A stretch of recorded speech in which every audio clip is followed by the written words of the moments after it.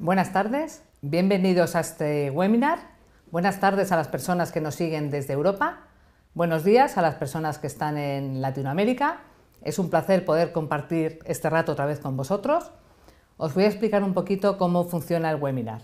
Sabéis que tenemos 30 minutos de ponencia y después tendremos 10 minutos más para poder realizar preguntas. Las preguntas las podéis hacer en la ventana que se abre para hacer preguntas y al final dedicaremos un tiempo a responder las preguntas. Me voy a presentar otra vez. Para los que no estuvisteis en la otra sesión, mi nombre es Lourdes Hernández, yo estudié matemáticas y he trabajado en consultoras tipo Pricewaterhouse, IBM o HP y desde hace 3 años me estoy dedicando a algo que me apasiona, que es el Big Data. Os voy a contar un poquito de DataHack para que veáis cómo me desarrollo en estos temas de Big Data. Soy la directora académica de DataHack y DataHack tiene 2 principales funciones. La primera es una escuela de formación en tecnologías de Big Data orientada al empleo. Para ello hemos buscado los principales proyectos, hemos replicado las problemáticas y las dificultades de los proyectos en las tecnologías en las que han sido abordadas y las ponemos a disposición de los alumnos. Ellos tienen que analizarlas y resolverlas con la ayuda de los profesores. Además de los cursos de formación, tenemos también una comunidad que esperamos que sea la mayor comunidad de conocimiento de Big Data en castellano. En esta comunidad tenemos algunos eventos, como este de hoy, tenemos también un meetup, reuniones, publicaciones, etcétera, que os animamos a visitar y a participar siempre que queráis en ellas. Pues vamos ya al tema que nos ocupa hoy, científico de datos. Vamos a ver la agenda. Primero vamos a ver qué es un científico de datos, luego qué características tiene, cuáles son las principales herramientas que maneja. He puesto una pregunta de ¿seré yo? Por si alguno estáis interesados o queréis saber si vosotros os podríais dedicar a ser científico de datos. Y luego, pues para aquellos que se animen, algunas pinceladas de por dónde se puede empezar. Si yo os hablo de científico de datos, seguro que os viene a la cabeza la imagen del típico friki o la típica friki con los pelos de punta, gafas, etcétera, algo pues como los 2 señores que aparecen aquí detrás de la caja, ¿verdad? Pues siento deciros que yo conozco bastantes y no son así. Los de la fila de la izquierda son personas normales y corrientes, como vosotros o como yo, y estos de aquí concretamente son muy buenos y no llevan gafas. Si recurrimos a la Wikipedia, que es una de nuestras principales fuentes de información, os podéis hacer una idea que no aparece la palabra científico de datos, sino que aparece relativa a ciencia de datos. ¿Qué nos dice la Wikipedia que es un científico de datos? Pues nos dice que es una persona mezcla de estadístico, computólogo, lo que nosotros llamaríamos un informático, y personas creativas que tienen las siguientes habilidades: recopilar, procesar y analizar grandes volúmenes de información, imaginación para comprender y visualizar los resultados a gente que no son científicos de datos, capacidad para crear soluciones basadas en los datos que aumenten la rentabilidad o los ingresos, y trabajan en todas las industrias y hacen frente a los grandes proyectos en todos los datos. Sinceramente, con esta definición a mí solo se me ocurre una persona que pueda hacerlo, es Superman. Yo creo que aquí la Wikipedia, o lo que se suele decir, se columpia un poquito, porque me parece que alguien que pudiera hacer todo lo que dice la Wikipedia pues sería realmente un Superman. Pero bueno, vamos a ver vamos a hacer un análisis un poquito de historia, ¿vale? El Business Intelligence tradicional, la inteligencia de negocio, como nosotros lo conocemos, es uno de los padres de la ciencia de datos o de los data scientists. Hablamos de la minería de datos.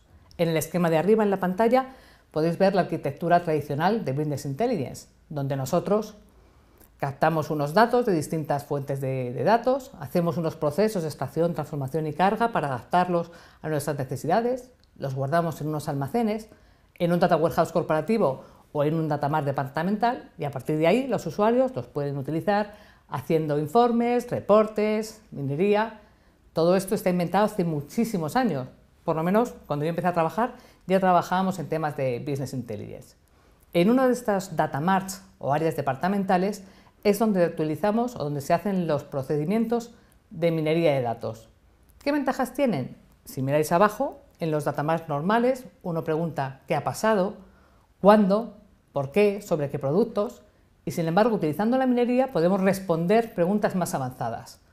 ¿Qué va a ocurrir? ¿Qué es lo que va a pasar? ¿Qué es lo mejor que podría pasar? ¿Qué medidas puedo tomar para evitar que eso ocurra? Con lo cual podemos decir que la minería de datos consiste en descubrir patrones o hacer análisis predictivos sobre grandes conjuntos de datos aplicando técnicas de estadística, de ciencias de la computación, de inteligencia artificial o de bases de datos. Esto es, ya os digo, existe hace mucho tiempo. Muchos data scientists que se han dedicado a la minería de datos se autodenominan data scientists. Yo creo que no es lo mismo. Ahora, un poquito más adelante, veremos cuál es la diferencia entre los data scientists y los mineros de datos. Ahondando un poquito más en la minería, ¿cuál es el proceso estándar?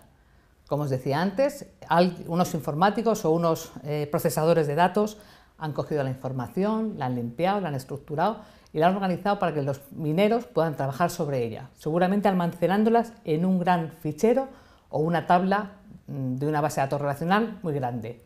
Una vez que los datos están ahí, el minero los coge, tiene que hacer una limpieza, un procesamiento, una selección de variables, entrenar un modelo con una serie de algoritmos, obtener unos resultados y luego esos resultados o bien ponerlos a disposición de los usuarios finales o bien interpretarlos y darles un uso. ¿Vale? ¿Cuáles son los usos principales de la minería de datos? Todo esto de la minería de datos, que os digo, es compartido. Los data scientists tienen que hacer y saber todo esto y algunas cosas más. El primer uso de la minería de datos es la segmentación de clientes. A mí ya me encantaría que mi compañía energética me hiciera la oferta en la tarifa Lourdes Hernández. Y quiero la tarifa Lourdes Hernández acorde con mis necesidades y mis usos. Y no, seguramente yo estaré en el segmento de amas de casa mayores de 44 años, que es lo que tengo. Posiblemente mis necesidades son muy distintas a las que pueda tener un ama de casa. De hecho, la tendencia es a tener cada vez más segmentados los clientes y menos productos. El segundo punto es el descubrimiento de patrones novedosos. Os diré, los datos no mienten. Hay mucha información en los datos que no somos capaces de ver. Si yo os pregunto en qué gastáis el dinero al mes, cada uno tendréis una idea en la cabeza de lo que habéis gastado en la comida, en salir, en la gasolina, etc. Cuando llega el resguardo del banco, entonces veis exactamente cuánto habéis gastado en cada una de las cosas. Pero si utilizáramos modelos de minería, sabríamos exactamente qué hemos gastado, por qué lo hemos gastado y cuánto vamos a gastar el mes que viene. Incluso más allá de decir, en Navidad haremos un gasto mayor en regalos o haremos un gasto mayor en botellas de vino. Nos puede ayudar para gastar menos o incluso para gastar más, dependiendo de lo que cada uno necesite. Profiling o definición del perfilado de clientes. Cuanto más conozcamos a los clientes, más fácil será poder hacerles ofertas acertadas a lo que ellos necesitan. Luego también tenemos el análisis de la cesta de la compra. Hay veces que hay productos que no se deben vender juntos, hay productos que sí. Os voy a poner un ejemplo. Yo tengo una cuenta en el banco y tengo un depósito. Con un dinerito que ahorra lo tengo guardado. Cuando a mí el banco me ofrece un préstamo, le digo, pero bueno, ¿me vas a prestar mi propio dinero? ¿Me estás prestando un dinero que me estás guardando por otro lado? Si tuviera un poco más de cabeza el banco diría, oye, a esta persona no le hagamos esta oferta con este producto, sino hagámosle otra que sea más interesante. Luego también tenemos análisis secuencial o series temporales. Esto va más allá de saber pues, las cosas que ocurren en la temporalidad del tiempo, válgame la redundancia. Esto nos lleva a decir qué eventos van unos antes de otros. Analizando grandes volúmenes de datos, podremos saber qué eventos producen otros. Por ejemplo, si yo sé cuándo mis clientes se van a ir de la compañía, ellos van haciendo una serie de actuaciones antes de dejar mi compañía. Si lo puedo detectar antes de que lo hagan, puedo evitar que estos clientes se vayan. Igualmente, si yo sé qué páginas de la web o qué visitas llevan a que la gente compre en mi herramienta de e-commerce, puedo hacer una captación de clientes más activa y poner los contenidos que van a llevar al éxito de la compra en Internet. Estos son los principales métodos y los principales usos de la minería de datos. Hay muchísimos más y casi siempre se suelen utilizar mezclados. Hago un profiling sobre una segmentación, defino un patrón de compra de determinados clientes, una venta cruzada, etc. Estos son los principales. Entonces, ¿qué es diferente? Hasta aquí está todo claro. ¿Qué es diferente del Data Scientist? ¿Es un Data Scientist un minero? Hay varias diferencias que vamos a ver a continuación. Lo primero es, seguro que habéis visto en Internet esas imágenes de lo que ocurre en un minuto en en Internet. Millones de tweets, de correos enviados, de posts en LinkedIn, de likes en Facebook. Hay un montón de información unida a WhatsApps enviados, a búsquedas en Internet, etc. Cada vez toda esta información es más abundante y no es susceptible de incorporarse en los sistemas tradicionales de Business Intelligence que os mostraba antes. Las bases de datos relacionales no están preparadas ni los procesos ETL para cargar millones de información de tweets. Además, esta información es muy importante. Si os dais cuenta, la información que llevamos nosotros en el móvil, cada uno de nosotros, es tremenda. Lo dice todo de nosotros. ¿Por qué? Seguramente utilizamos Google Maps y vamos dejando un reguero de por dónde vamos yendo, o mandamos un correo electrónico, o mandamos un WhatsApp. Toda esa información se va generando y va generando datos que dicen mucho acerca de nosotros. Si esos datos somos capaces de analizarlos y estructurarlos, aportarán un valor muy interesante para aquellas personas que quieran hacernos una oferta, ofrecernos un producto o cualquier cosa. ¿En qué otra cosa es también diferente? No solo en la cantidad de datos y en la variedad, en el tiempo. Vivimos en el mundo de la inmediatez. Lo queremos todo ahora mismo y de un modo inmediato. Y es más, hay algunas cosas que requieren una intervención rápida. Si estamos pensando a un enfermo de un hospital que le surven las constantes vitales dependiendo de ciertos parámetros, o si se publica una noticia, o si hay una caída en un cable de alta tensión de la red, tenemos que saberlo muy pronto para poder redistribuir la información y poder tener otras posibilidades para no tener una situación de riesgo. También, respecto al tiempo, no sabemos cada cuánto se puede producir la información y necesitamos tenerla, ya os digo, posiblemente en tiempo casi real.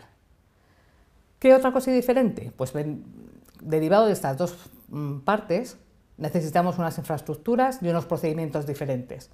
Los sistemas de Business Intelligence tradicionales no sirven para almacenar estas cosas. Tenemos que ir a un nuevo paradigma, no solo por el volumen de datos, por la variedad, por la velocidad, sino también por cómo se gestionan y por qué cosas se pueden hacer con ellos. Cosas que antes no se podían, antes eran inimaginables y ahora sí que se pueden hacer. Entonces, otra de las diferencias es los ecosistemas de Big Data, el de Apache, Hadoop, Spark, etc. Hay veces donde la información se procesa y se consulta en el mismo sitio, se hace análisis en tiempo real o no, es un paradigma distinto.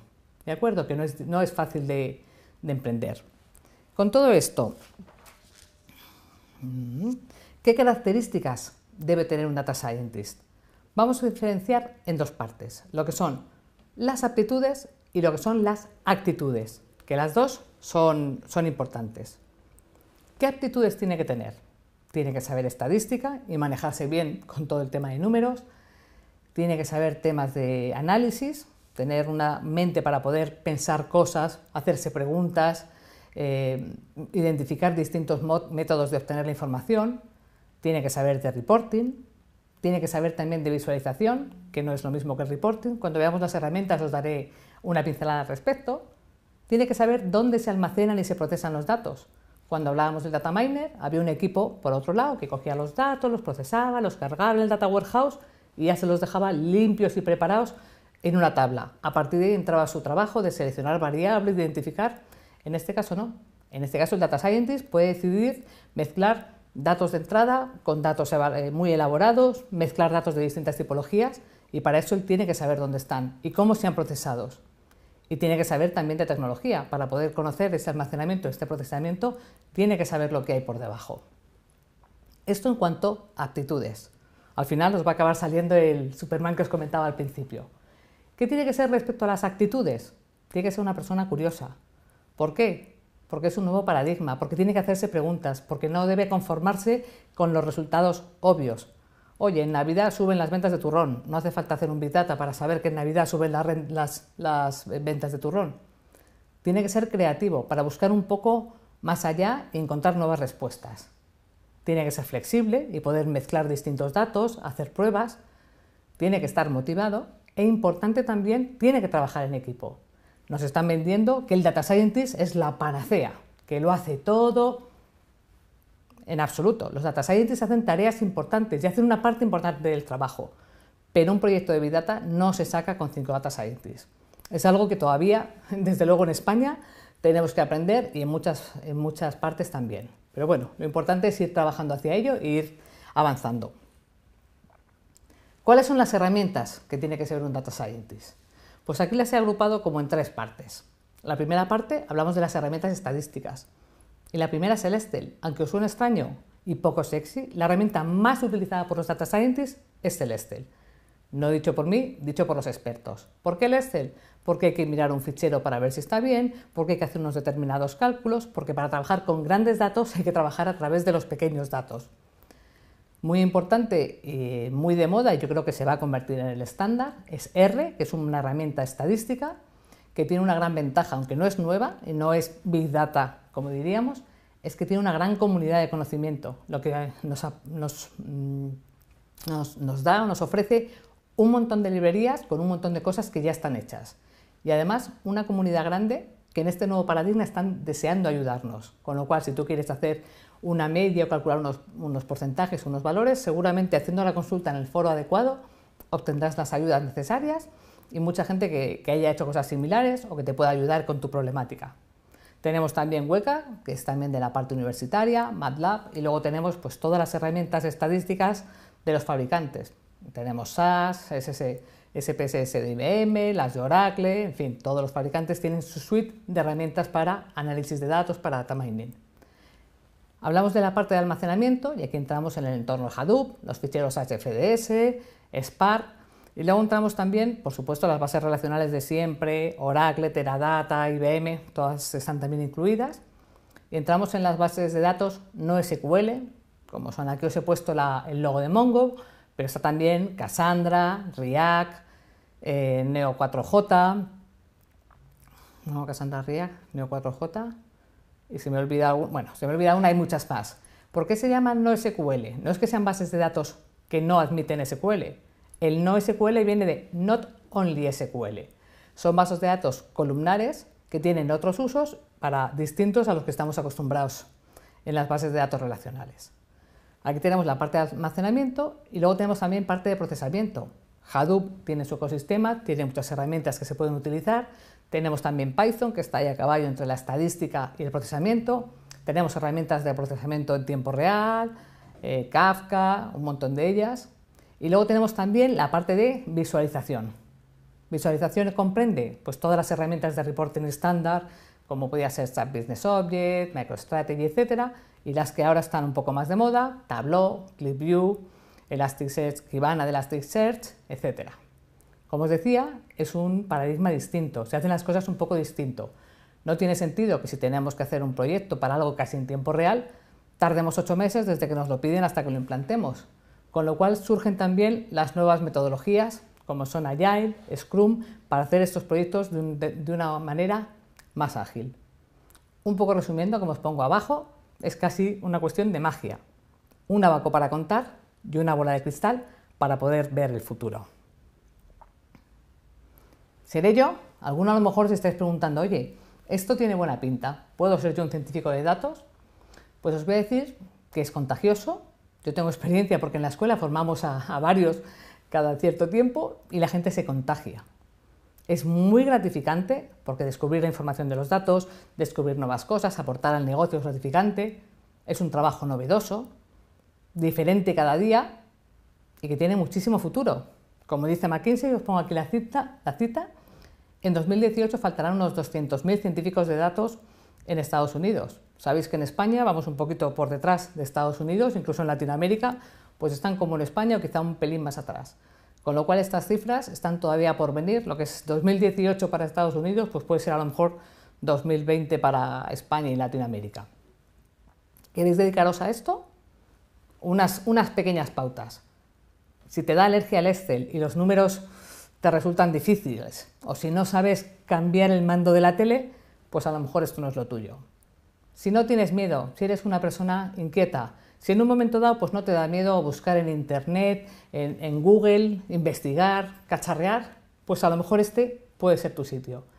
Cuando definimos el webinar tuvimos algunos comentarios a través de LinkedIn, había gente que decía que la gente nacía ya con las capacidades y que por supuesto no cualquiera podía ser un científico de datos. Mi experiencia es que con esfuerzo y con dedicación casi cualquiera podría ser un científico de datos.